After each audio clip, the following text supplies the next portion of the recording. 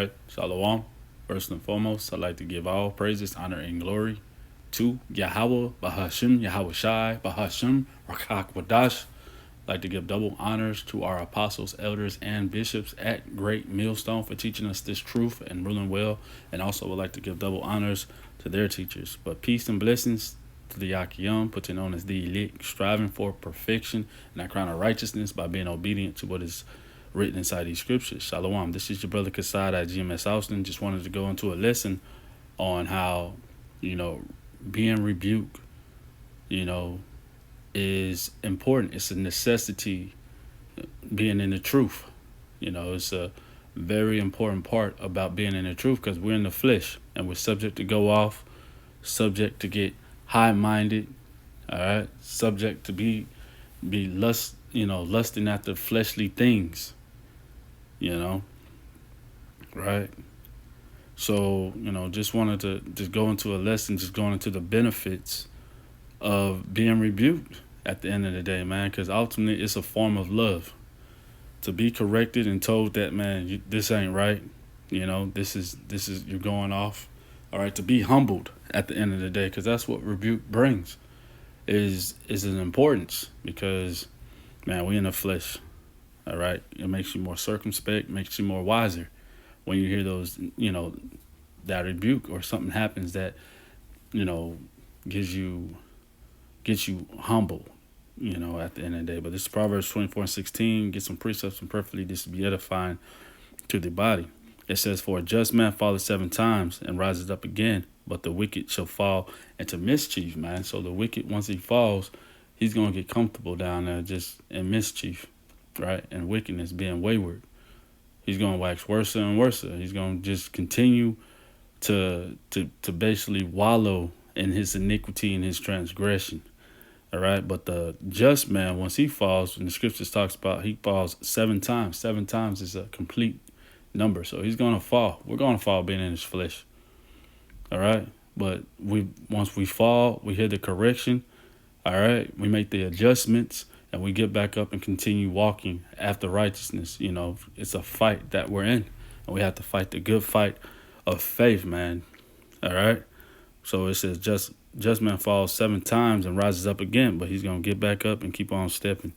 All right. As we're commanded to do, man. Endure hardness as a soldier, man, at the end of the day of Yahweh Shai. The 2 Timothy 4:2, it says, preach the word, be instant in season, out of season, reprove, rebuke, exhort with all long suffering and doctrine. So, man, this is part of the doctrine. This is part of what's written inside these scriptures. All right. We're preaching. We're being instant in season, out of season, meaning that we're studied, okay, ready to do the work no matter when and where. All right. Scriptures commands us. We always are willing and ready to give an answer, to give somebody hope, at the end of the day of salvation, telling them what they need. All right. So the scriptures is built up off of reproving, rebuke, and exhortation. All right. With long suffering and doctrine, it says, for the time will come when they will not endure sound doctrine, but after their own lust, they shall heap to themselves teachers having itching ears, man. So, right now we have the Chief Keef, High Priest Alazar Hoover, just making rash statements out of emotion, right? Out of just hatred for his brother, for his master, for his teacher, saying that, we rebuke people because we're jealous of them. And that's, once again, contrary to these scriptures, right?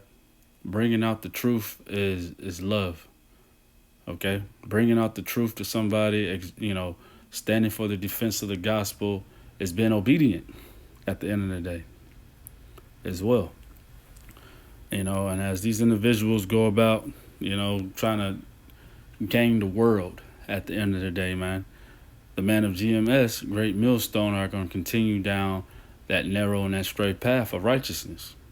All right. The 2 Timothy 4:4, it says, and they shall turn away their ears from the truth and shall be turned unto fables, man. And this is what you see these individuals turned unto. They're turning back into that mainstream Christian religion that's in this world, modern day Christianity. All right, which is just that teaches godliness is gain. Just love everybody. Everybody can be accepted, and you just at the end of the day, you're on the broad path. That's only going to lead to your destruction. By not taking heed to the reproof and the rebuke and the correction. Let me get this word rebuke in the Bible Hub right quick. It says to check. All right, silence. The scriptures talks about their mouths must be stopped that go about perverting the gospel, right? So to check, man, it's like modern terms, man. Somebody got checked the other day because they was doing what? When you get in check, it's because you doing some offlandish or what they call in the street, some generic, brand ass shit, off-brand ass shit out there. And so someone comes and checks you for it, man. All right, you silence. It says or put down with reproof. It says to restrain by expression of disapprobation, to reprehend sharply, all right, to chide, to reprove, to admonish, a direct and pointed reproof, a reprimand, also chastisement, punishment, check, rebuff. So, man, these are forms of what rebuke is bringing, all right? The individuals who need it, right? And you see here it goes into rebuke as a verb. Rebuke is in the Old Testament, the translation gahar, yahak. All right, another word is in the Revised. This goes into this word and gives some precepts. I'm gonna pull a few of them down here. See this First Timothy 5:20. It says, get it in the NLT. It says, those who sin should be reprimanded in front of the whole church. This will serve as a strong warning to others. All right. So, man, you are rebuking them or giving correction to others so others also can walk uprightly. All right. More benefits of it. This is Titus 1:13, also in the NLT. It says, this is true. So reprimand them sternly to make them strong in the faith. Get that in the KJV. It says, this witness is true. Wherefore rebuke them sharply that they may be sound in the faith. So once again, it's not to basically get you out the truth, but it's to correct you in the truth so you can be stronger in the ministry, stronger man of the Lord. Okay, so a man brings out that rebuke, that correction, it's to strengthen you up, to build you up. All right. At the end of the day, but a weak man and feminine man is not going to be able to take accountability for their actions. They're going to come up with more excuses, and they're going to continue to get worse and worse, as it talks about, man. And, being a wicked man, you're going to fall and you're going to stay down. All right. Let's see. It's another one. This is Titus 2:15 in the NLT. It says, you must teach these things and encourage the believers to do them. You have the authority to correct them when necessary. So don't let anyone disregard what you say, man. So, man, we stand firmly on corrections, on rebuke, to the house of Israel. This is what we was called to do. We're following in the same steps of Yahweh Shai. Yahweh Shai was rebuking everything, man, from the wind and the waters, even his mother Mary,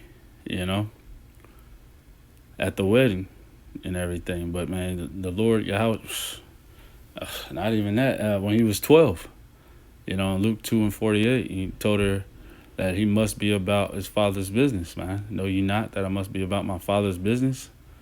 The Lord was about rebuke. He rebuked the disciples. He was rebuking churches, rebuking the Pharisees, the Sadducees. Man, he was rebuking on a daily basis, man. All right? He wasn't out here just going along to get along, man. He was coming out here with the truth. He was bringing out the truth when he spoke, man. And for that cause, they hated him. Okay? Because that truth, man, if you're a righteous man, it's going to set you free. But to a wicked man, it's going to hurt your feelings, man. All right. Let's get this 1 Timothy 5:1.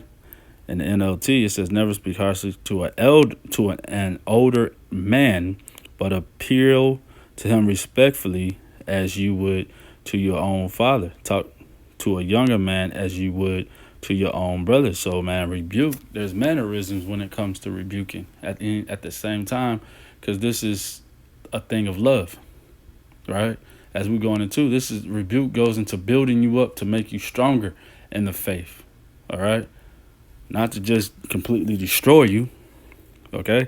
So, it's misconstrued that, correction comes about to tear you down. No, it's actually to build you up, man. All right? So, as a father with a son, and, we're going to go into that a little bit later, but you're not tearing your children down when you tell them don't do this and do that, man. No, you have a better eyesight or view on life. So you can tell them that if you do this, it's going to destroy you, or you're going to get hurt, or it's not going to go well for you. So you want to do this and do that, and it helps them out in life, man, if they do what you are told to do. All right, this is Philippians 2:15 in the NLT. It says, "So that no one can criticize you, live clean, innocent lives as children of Yahweh, shining like bright lights in a world full of crooked and perverse people," man. All right. So we're commanded at the end of the day, being followers of Yahweh Shai, to live a blameless life, and only suffer for righteousness, not suffer for wickedness, and evil, but suffer as Yahweh Shai suffered, man, for righteousness' sake, man. This is Philippians 2:15 in the KJV, in the KJB version, KJV. It says that you may be blameless and harmless, the sons of Yahweh, without rebuke, in the midst of a crooked and perverse nation, among whom you shine as lights in the world, man. So, all right, being furnished to be perfect, basically walking upward and upright, is what's required of being in the ministry, man. Not talking about, oh, I'm a Hoover, I'm choosing the Hoover card. Not being stained with the world, man. At the end of the day, man, being ye separate and be separate and apart. As Yahweh Shai was, man. All right. So this is the thing that it's not about what you want, right? It's about what's already been set up and everything. And just wanted to give a couple more examples of rebuke all throughout the scriptures. Okay. And this is the website, simplybible.com, Australia. The author was Ron Graham. It's just rebukes in the Bible, a simple list, strong words of Yahweh. It says Yahweh rebukes the serpent and Eve and Adam, all right, from the jump. It says Yahweh rebukes Cain. It says Yahweh rebukes Moses for striking a rock with his staff instead of speaking to the rock as Yahweh had commanded him. And in the book of Numbers, chapter 27:13, it says this is among the shortest and the most severed rebukes in the Old Testament. It says Yahweh rebukes Balaam, speaking to him through the mouth of Balaam's donkey, in Numbers 22:21. Samuel rebukes King Saul about his unlawful sacrifice. So kings are being rebuked in this thing. Nathan, the prophet Nathan, rebukes King David with a parable in 2 Samuel chapter 12. All right. Ezra rebukes the men of Judah and Jerusalem regarding marriages to idolatrous women. It says through Isaiah, Yahweh rebukes his people, likening Jerusalem to Sodom and Gomorrah in Isaiah 1:2-17. It says the Lord likens the effect of Israel's transgressions to being sold into slavery or the divorce of a mother or a terrible drought. Isaiah 51:3. The Lord rebukes Israel through Jeremiah 2:9-22. All right, just going into how, man, it's nothing but rebuke, to the kings, to nations, all right, to people, all right. John the Baptist rebukes Herod. Yahweh Shai rebukes the Pharisees. Yahweh Shai rebukes Peter, all right. Disciples getting rebuked, disciples rebuking others. Peter rebukes the Jews regarding the death of Yahweh Shai. Stephen rebukes Sanhedrin, the Jewish religious establishment. Peter rebukes Simon the wizard. Paul rebukes the congregation of Corinth. Paul rebukes the congregation of Galatia. All right, all throughout these scriptures, man, it's people are going to get rebuked. All right. And if they are of righteousness and holy men, they're going to make the correction and do what they need to do. All right. And it's important that we send out those rebukes, because if not, man, we're sinning. If you don't tell your brother he's going off and he's not right, okay? Or that individual over there is preaching the wrong doctrine, and we know that he's preaching the wrong doctrine. We don't say anything, and we're not doing what we was called to do, all right? And that's not showing love for your brother, at all. It's like watching your brother in a house that has a fire going on, and you're not going over there to help him, not trying to pull him out of it. You just letting him stay in that house that's burning down, And then a wicked man will go tell others before they go tell that brother that, hey, your house is on fire. They go tell others, hey, come look at this house burned down, Nah, man, we're supposed to be helping and building up brothers, understanding that we are but flesh, we are but dirt, and the Lord knows our frame, and He showed us this much mercy, and that's the thing, man. Getting caught up with fleshly emotions is a hindrance, all the time. So it's a must to always be denying the flesh and walking after the Spirit, as the Scriptures talks about. All right.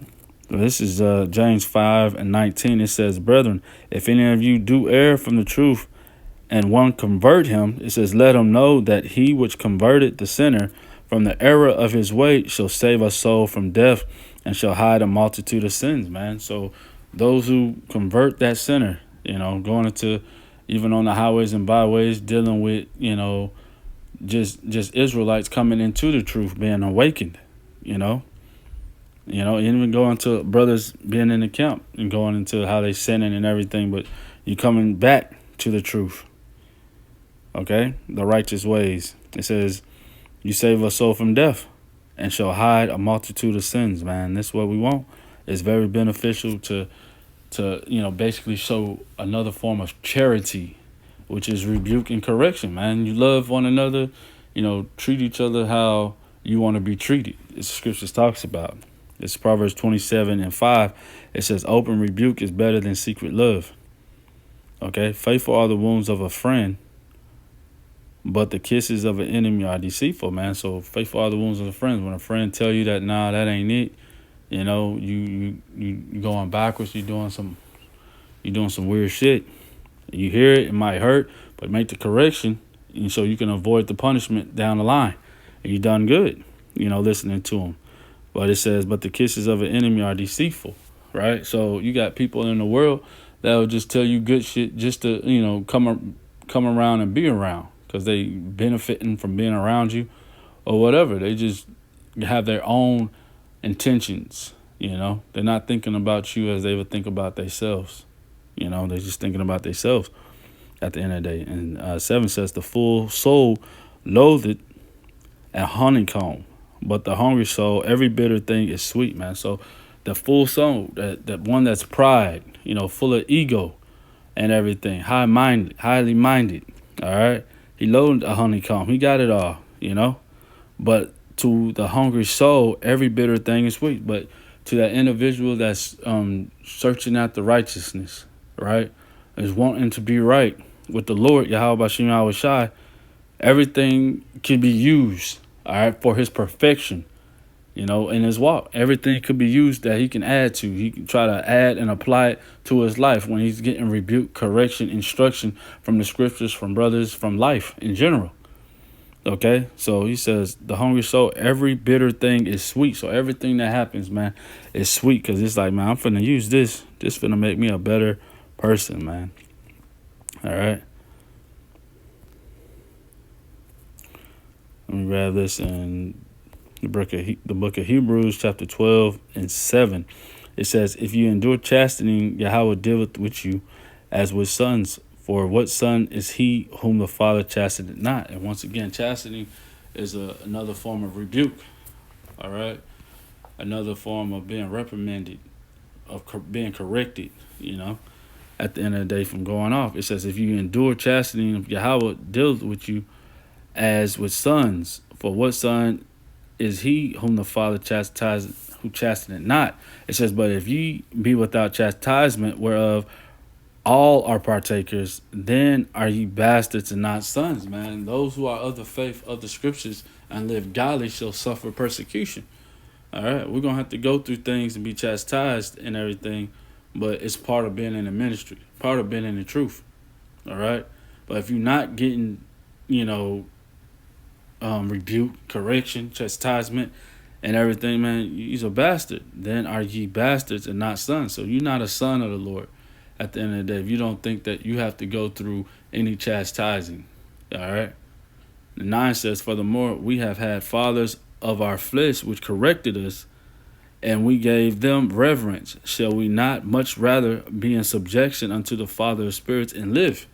It says, for they verily for a few days chastened us after their own pleasure, but he for our profit, that we might be partakers of his holiness. So, man, being made perfect at the end of the day, being holy, sacred, you know, consecrated, separate and apart at the end of the day, you know, is why we're getting chastened, why we're getting correction and rebuke and reproof and everything, and why it's important. Okay?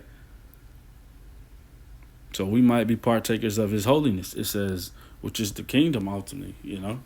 And then 11 says, now no chastening for the present seemed to be joyous, but grievous. Nevertheless, afterward it yielded the peaceful fruit of righteousness unto them which are exercised thereby. So no chastening for the present seemed to be joyous. So not getting rebuked and instructed and corrected, it seems to be joyous, you know, but grievous nevertheless after it yielded.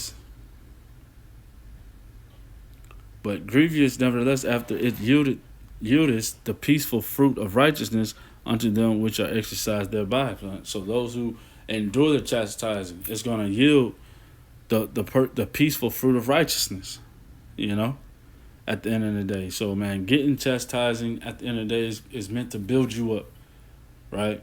Make you perfect.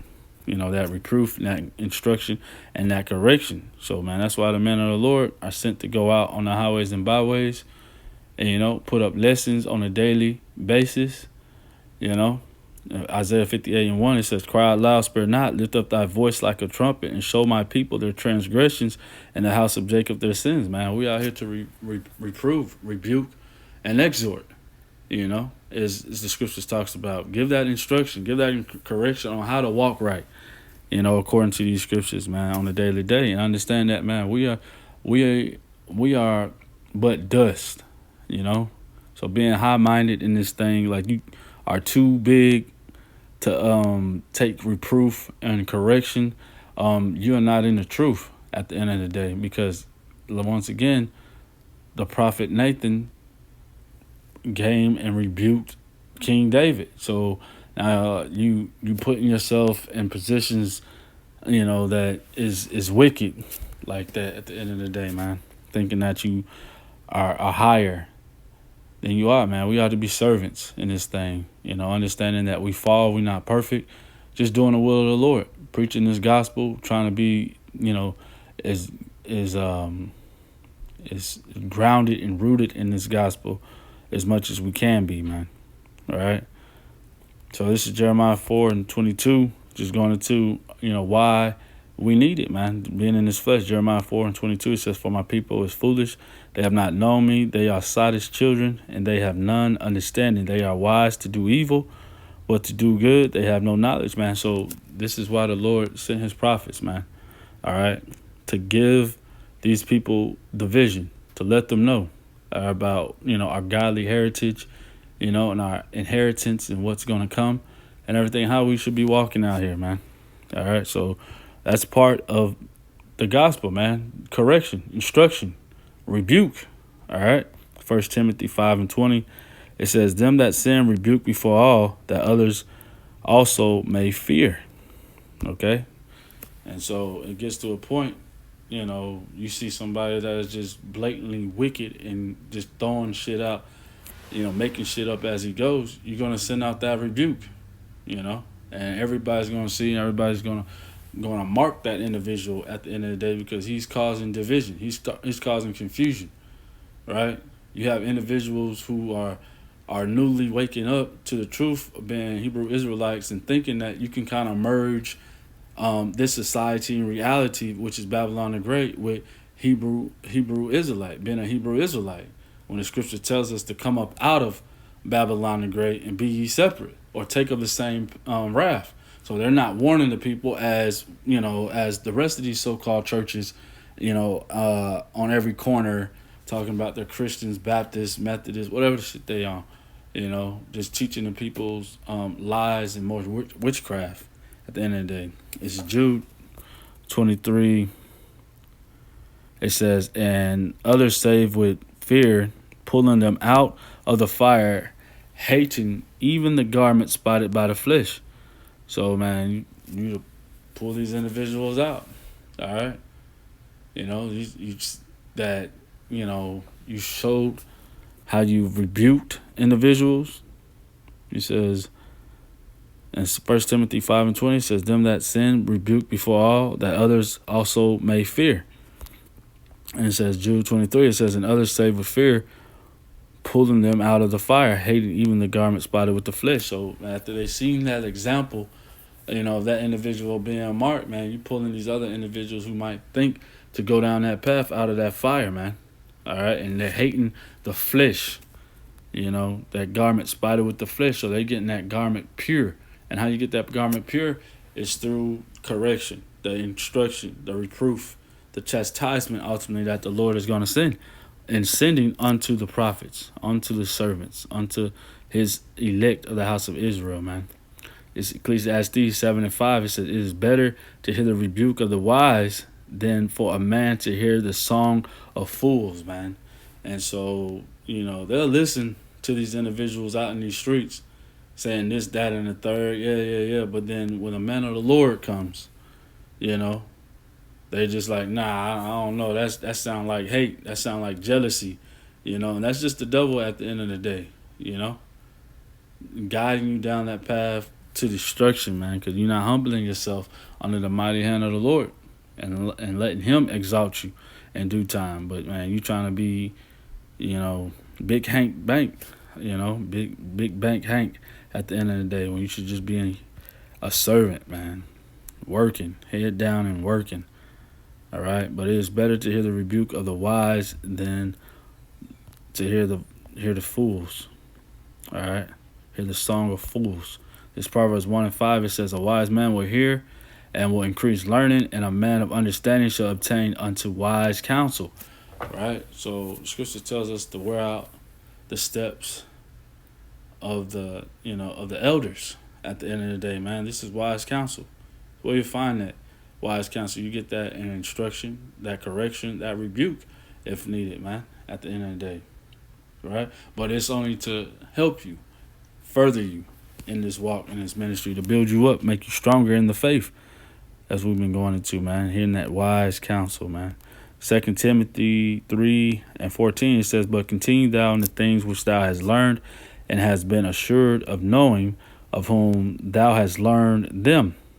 Okay, so continue in the faith, all right? Continue in these scriptures. All right, it says, and that from a child thou hast known the holy scriptures, which are able to make thee wise unto salvation through faith, which is in Yahweh Shai Mashiach. And so it says, all scripture is given by inspiration of Yahweh and is profitable for doctrine, for reproof, for correction, for instruction in righteousness. So, man, rebuke brings upon being instructed in righteousness. All right, and so if you miss the point that you're being rebuked because you're going wayward and everything, and somebody's trying to show you that, nah, this is the way, walk ye in it, trying to instruct you in righteousness, then shit, you most likely you are wicked. All right? If you do not take heed to rebuke and correction and instruction.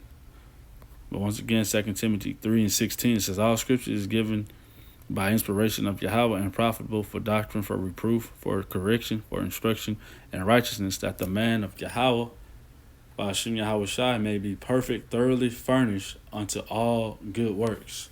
Okay? So, man, you're getting these things so you may be furnished. Okay? may be perfect and thoroughly furnished unto all good works, man. So you may walk righteous and be accountable or be found worthy to escape the pending judgments that's getting ready to come upon the earth, man. All right, because we're being made clean and being purified on this time, man. And man, it's important to walk right, man. Walk right.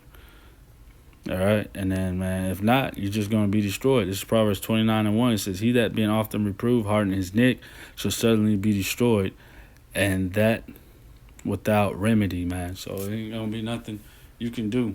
You know that destruction is gonna wait for you. You constantly making excuses, constantly pointing the finger. You know, you constantly just bitter at the end of the day, man. All right, is that's you hardening your neck. You've been an example of a stick neck, hard headed individual. And he says, shall suddenly be destroyed, and that without remedy. So man, it's not gonna be the Lord hates prideful individuals, man. All right, and he's gonna show his wrath. Well, with that, perfectly just edifying to the body. Want to give all praises, honor, and glory to Yahweh, Bahashim, Yahweh Shai, Bahashim, Rakak Wadash. Double honors to our apostles, elders, and bishops at Great Millstone for teaching us this truth and ruling well. Peace and blessings to the Akiyam, putting on as the elect. Shalom, keep pushing.